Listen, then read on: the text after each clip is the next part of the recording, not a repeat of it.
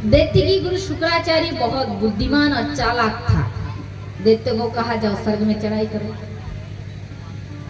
सारे दैत्य नाराज होकर स्वर्ग में आक्रमण किया, क्योंकि देवता उनका जन्मजात शत्रु थे। तब समस्त देवता प्रथम तो युद्ध में पराजित हुए, द्वितीय बार विश्वरूप जी से शिक्षा प्राप्त करके युद्ध में विजयी हुए। किंतु देवताओं की जो गुरु थे ना विश्वरूप, उनकी माँ असुर कुल के थी, इसलिए मामाओं में बड़ा प्रेम होने के कारण छिपे छिपे यज्ञ का भाग देने लगा। किसको? दैत्य को। कौन? विश्वरूप। यह बात जब इंद्र को पता चला कि गुरुदेव हमारे होकर दैत्य का साथ देता है, तो वो नाराज हो गए। इंद्र नाराज होकर विश्वरूप का वध कर दिया। जैसे वध कर दिए तो विश्वरूप के पिताजी दुखी होकर यज्ञ किए और उसमें वृत्तासुर नामक राक्षस प्रकट हुआ। उससे कहा गया जाओ स्वर्ग में जाकर समस्त देवताओं का विनाश कर दो। विश्वरूप के बड़े बड़े छोटे भाई थे वृत्तासुर, असुर राक्षस था। वो एकदम बहुत शक्तिशाली था, उसके वेग बहुत तीव्र था। वो स्वर्ग में आक्रमण कर दिए। तब से सब देवता विष्णु भगवान की शरण में गए। विष्णु भगवान ने कहा दधीचि मुनि बहुत बड़ा योगी है, उनकी हड्डियों से यदि वज्र बनाया जाए और वही वज्र यदि वृत्तासुर के शरीर पर चलाया जाए तो ही उसकी मृत्यु हो सकती है, अन्य कोई उपाय नहीं है। सब देवता श्री दधीचि मुनि के पास गए, एकदम हाथ पैर पकड़ के रो पड़े, क्योंकि शरीर में प्राण है। तब तक किसी को हम हड्डी दे सकते? बताए, दे सकते नहीं। शरीर को छोड़ना पड़ेगा तो अपने पूरी हड्डियां किसी के काम में आएंगे। और देवता इतने दुखी होकर कुछ कह भी नहीं पा रहे। तब उसी समय दधीचि मुनि जो थे साधु थे, संत थे, उन्होंने कहा देवता इतनी सुख की आवश्यकता नहीं, मैं जगत कल्याण हेतु अनायास अपना शरीर का त्याग करूंगा। उन्होंने अपना देह का त्याग किया और उसके उसी शरीर की हड्डियों से वज्र बनाकर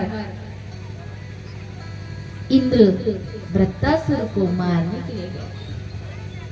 वृत्तासुर पूर्व जन्म में राजा चित्रकेतु थे, किंतु माता पार्वती के थोड़ा अपमान करने के कारण इनको असुर शरीर मिला है। किंतु पूर्व जन्म में किया हुआ भक्ति नष्ट नहीं हुआ। इसलिए वृत्तासुर जब जाना कि इंद्र ने वज्र लेकर आया और अभी मेरी मृत्यु हो जाएगी, तो वृत्तासुर ने भगवान का स्मरण किया और भगवान की स्तुति की। अहं हरे तव पादई मूले दासानुदास भवितास्मि भूय मनस परितास वितर्गणस्ते गृहन्तवार कर्म करोति कार्य। श्री वृत्तासुर भगवान का स्मरण किया और भगवान की स्तुति करते हुए, दर्शन करते हुए जैसे ही वो इंद्र के सामने गए, इंद्र वज्र चलाया और उस वज्र से उसके शरीर नष्ट हो गया। भगवान के नित्य धाम चले गए। सुखदेव मुनि इसके आगे श्री प्रहलाद जी की कथा सुनाते हैं। भक्तराज प्रहलाद हर समय भगवान की भक्ति में डूबे रहते हैं। जले हरि स्थले हरि, हरि पर्वत मस्तके, ज्वालामाला कुले विष्णु, विष्णु जगत सर्व। कौन थे प्रहलाद? प्रहलाद परम भक्त थे। इनके पिता का नाम था हिरण्यकश्यप।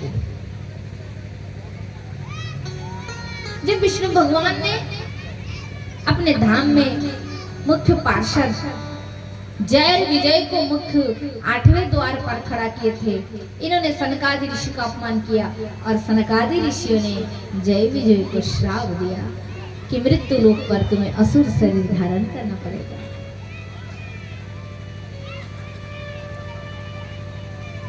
प्रहलाद भगवान के नाम में डूबे रहते थे, किंतु प्रहलाद के जो पिता थे उसके भक्ति में हर समय बाधा देते थे। प्रहलाद ने कहा पिताश्री, हे पिताश्री, मेरे अंदर जो शक्ति है, आपके अंदर जो शक्ति है, वो भगवान श्री हरि विष्णु का ही शक्ति है, इसलिए असुर भाव का त्याग कर दीजिए, ये आपको शोभा नहीं देता। बोले हिरण्यकश्यप ने कहा, इतना बुद्धि, इतनी बात इसको कहां से मिलता है, किसके पास जाता है? हो ना हो ब्राह्मण के पुत्र से इसकी मित्रता है, उन्हीं से सीख कर आता है और मेरे पास आकर ये विष्णु विष्णु कहता रहता है। प्रहलाद जी के पिताजी ने प्रहलाद जी के गुरु को बुलाया, शांतमर को, बोले इधर आओ, मेरे पुत्र को ऐसी शिक्षा दो कि आगे से भूल में भी कभी वो विष्णु विष्णु ना कहे। तब शांतमर को तो डर गए, कहीं राजा मुझे मृत्यु दंड ना दे। प्रहलाद को ले गए, बोले बेटा तू मुझे मारना चाहता है? तेरे पिता के सामने जाकर जैसी जो चीज मना करता हूँ तो वही करता है, खाली विष्णु का गुणगान करता है। बता बता तुझे ये सब किसने सिखाया? सच बोल आज, नहीं तो तेरी खैर नहीं। मैंने तो कभी नहीं सिखाया, कहाँ से सिखाया सब?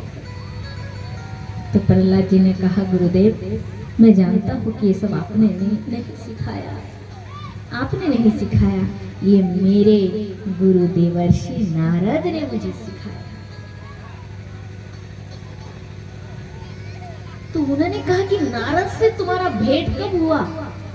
तुम तो महल में ही रहते हो और गुरुकुल में ही, जब से पढ़ाई आरंभ हुआ तो गुरुकुल में ही रहते हो, नारद जी से तुम्हारा भेंट कब हुआ? श्रीमान प्रहलाद जी आ रहे, एक बार ताली से बोले प्रहलाद जी महाराज की जय, जय जय श्री राधेश्याम।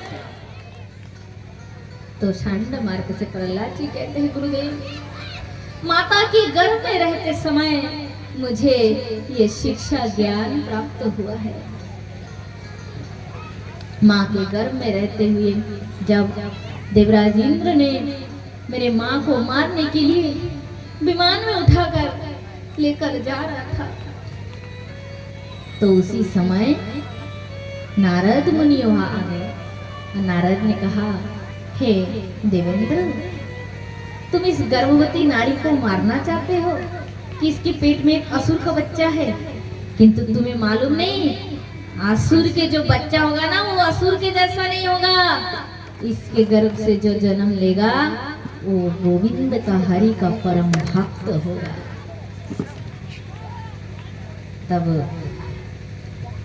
ये सुनकर इंद्र को बहुत अच्छा लगा, इंद्र को बहुत अच्छा लगा।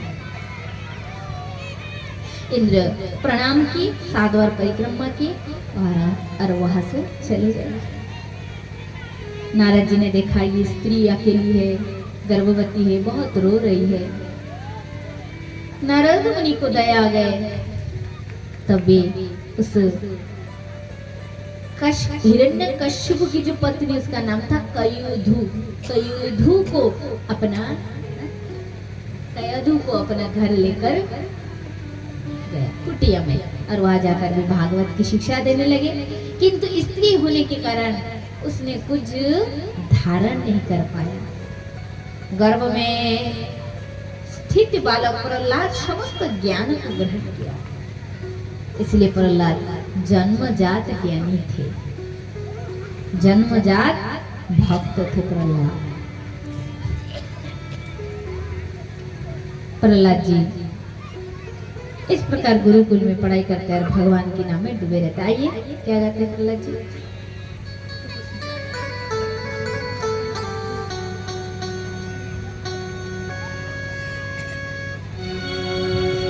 श्री कृष्ण गोविंद हरे मुरारे, हे नाथ नारायण वासुदेव। श्री कृष्ण गोविंद हरे मुरारी, हे नाथ नारायण वासुदेव। श्री कृष्ण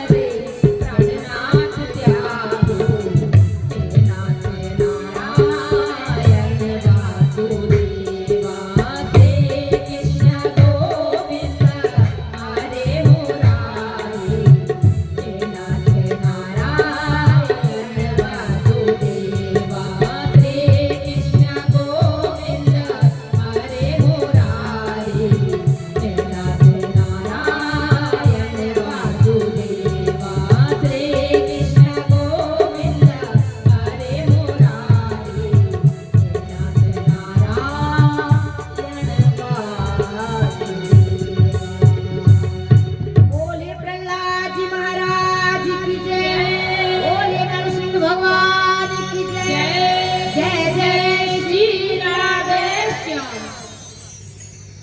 महाराज प्रहलाद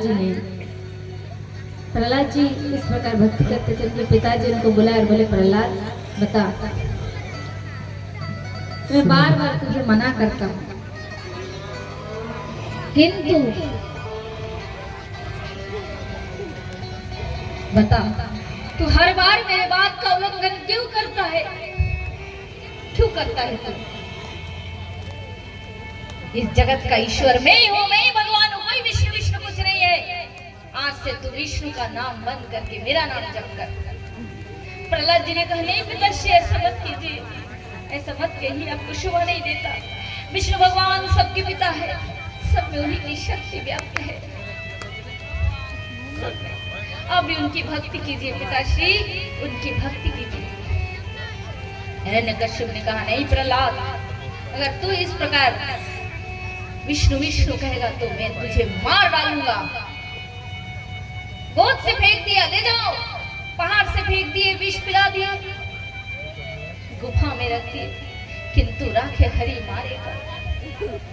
जिसके रक्षक स्वयं गोविंद है, भगवान है, भला उसका कोई कैसे विनाश कर सकता है?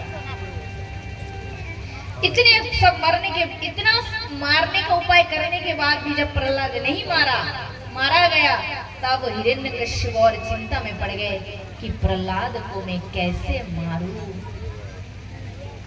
तब प्रहलाद जी के गुरु शांडमार्क ने कहा कि मेरे पिता ब्रह्मास्त्र जानते हैं, उस ब्रह्मास्त्र के द्वारा एक दिन प्रहलाद को मार देंगे, तब तक आप थोड़ी चिंता ना करें, चिंता मुक्त हो जाए।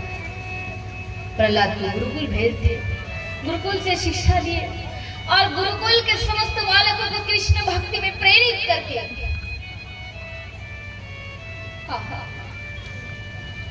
नगर नगर सब भगवान नाम कीर्तन कर रहे, प्रचार कर रहे हैं। प्रहलाद जी की पिताजी ने फिर से गुरुकुल से प्रहलाद को बुलाए और इस बार क्रोध में भरकर कहते, बता तू किसके बल पर बलियान जो हर बार मेरी आज्ञा का उल्लंघन करता जा रहा है, आज मैं तुझे नहीं छोड़ूंगा। तो प्रहलाद जी हाथ जोड़कर कहते, पिताश्री मैं उसी हरि के बल पर बलियान हूं जिनमें सबका बल सबका अंदर जिनका बल समाया हुआ है। हे पिताश्री आप में उनका बल है, या सुरत का त्याग कर दीजिए। बोले ठीक है, इस खंबे में भी तेरा भगवान है, बता सब में भगवान है तो खंबे में है? बोले हाँ पिताश्री इस खंबे में है। तो ठीक है, आज मैं अपने कला से इस खंबे को नष्ट कर देता हूँ। ना खंबा रहेगा ना तेरी भगवान रहेंगे। यस्तया मंद भाग्यतिमल जगदीश्वर पाशोवदी सर्वसत नरसिंह भगवान रस में प्रेम से जयकार लगाइए। नरसिंह भगवान की जय।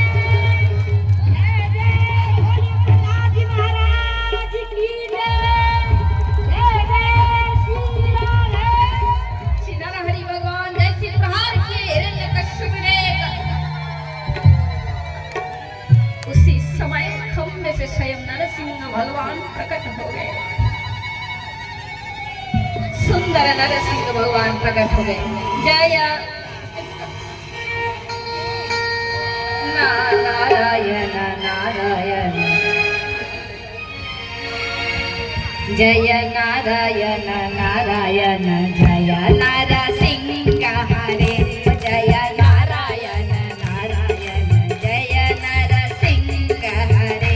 सुखकारी हरे दुखहारी हरे, सुखकारी हरे दुखहारी हरे, सुखकारी हरे दुखहारी हरे, सुखकारी हरे दुखहारी हरे।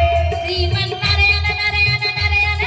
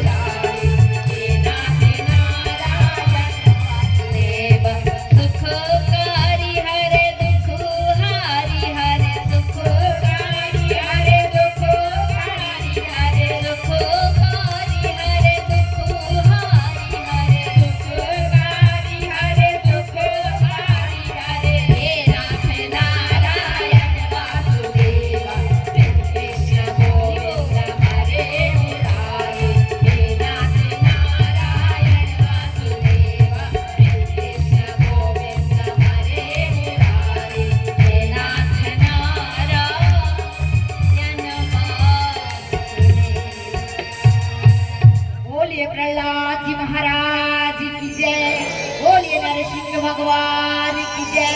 बोलिए हिरण्यकश्यप की जय। जय जय श्री राधे श्याम।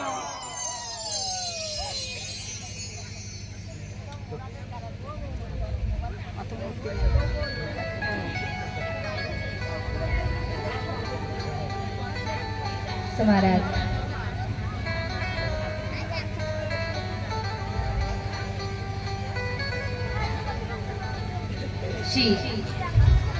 श्री नरसिंह भगवान खंबे से साक्षात प्रकट हो गए। भगवान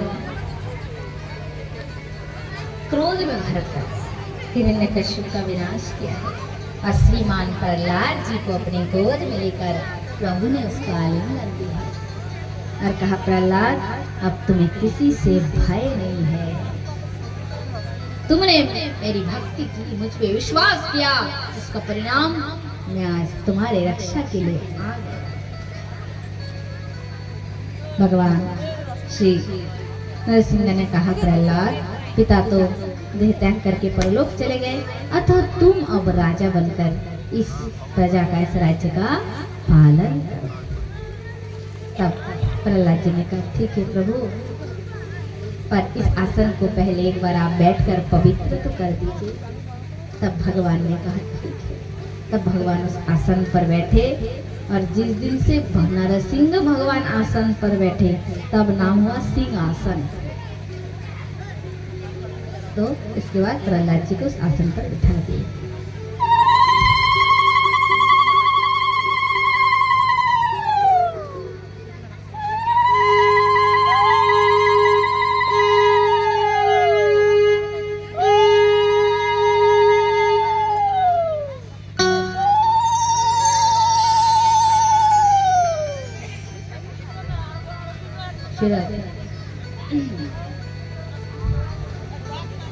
तो महाराज भगवान श्री नरसिंह प्रहलाद जी को इस प्रकार सिंहासन पर विराजित करके आदर पूर्वक फिर प्रभु से प्रस्थान की है।